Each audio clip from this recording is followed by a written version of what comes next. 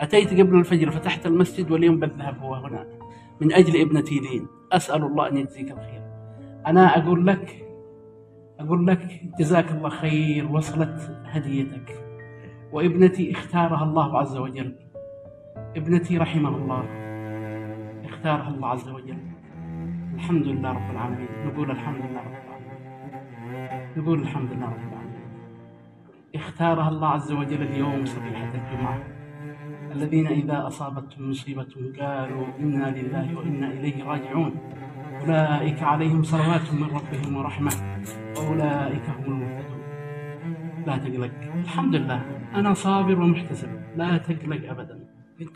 الحمد لله اختارها الله، اختارها الله. اتصلوا بي الآن من المستشفى. الحمد لله، نقول الحمد لله.